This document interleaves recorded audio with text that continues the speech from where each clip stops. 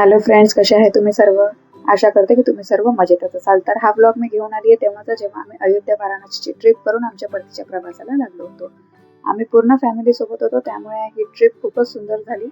एक दोन गोष्टी सोडल्या तर ट्रिप बाकी सगळी छानच होती. मी बाकीचे ब्लॉग्स पण माझ्या चॅनलला टाकले आहे, ते नक्की बघा. चॅनलला सबस्क्राईब करा आणि बेल आयकॉनला क्लिक करा, त्यामुळे तुमच्यापर्यंत आमचे सर्व व्हिडिओज पोहोचतील. श्रीजाला बरं नव्हतं, त्यामुळे आम्हाला थोडासा त्रास गेला आणि ती इतकी लहान असल्यामुळे आम्हाला खूप जास्त प्रॉब्लेम गेला. तिचा खाण्यापिण्याचा, तिला डायजेशन पण प्रॉब्लेम खूप झाला.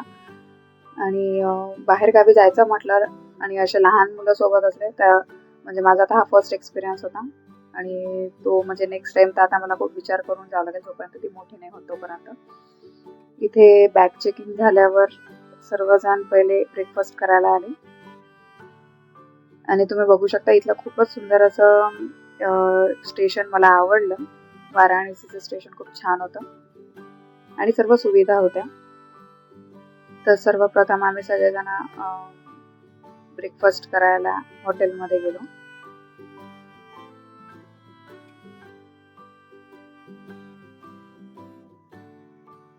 सर्व प्रॉपर सेटल डाऊन झाल्यावर आम्ही शोधत होतो की श्रीजासाठी कुठे खायला मिळेल. म्हणजे खाणं तर होतंच आमच्यासोबत, तिचं जेवण तर सोबतच होतं, पण तिला खाऊ घालायला आम्ही प्लेस बघत होतो.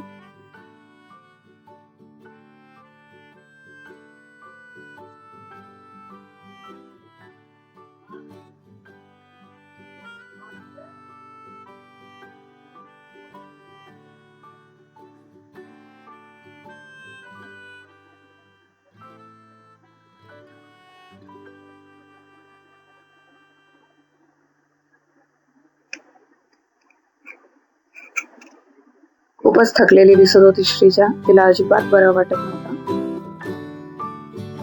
तिथून आम्ही दोघं मग निघालो.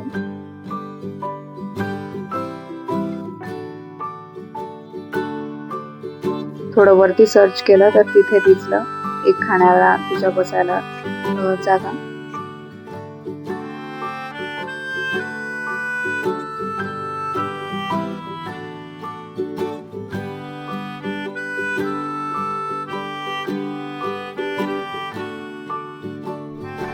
तिचं खाऊन कंप्लीट झाल्यावर पुन्हा आम्ही खाली यायला निघालो, जिथे सर्व बसलेले होते. आपलं फिरणं होते, पण आपल्यासोबत लहान मुलांचे भयानकच जास्त हाल होतात यावेळेस. तर मला ते खूपच जाणवले.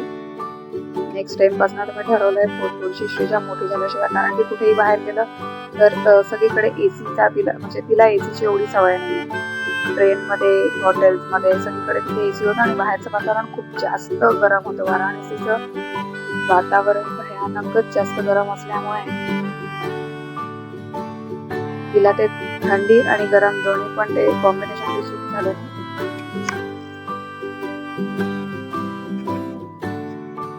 सर्वांचा नाश्ता वगैरे करून झाल्यावर आम्ही ट्रेनकडे निघालो.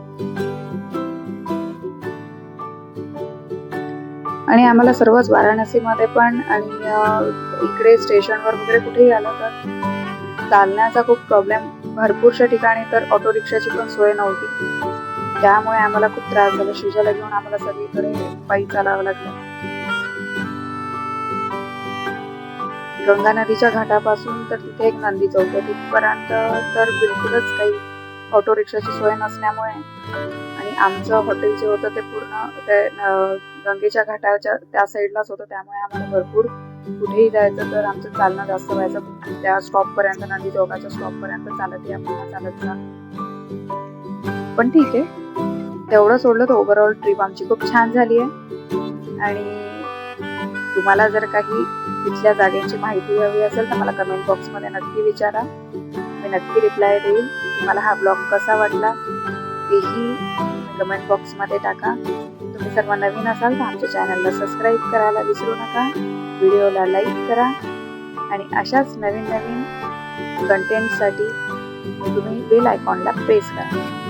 त्याने आम्ही जे पण लेटेस्टमध्ये व्हिडिओ टाकू ते तुमच्यापर्यंत त्याचे नोटिफिकेशन लगेच येईल. चला मित्रांनो, तर भेटूया अशाच नवीन ब्लॉगमध्ये. Bye bye.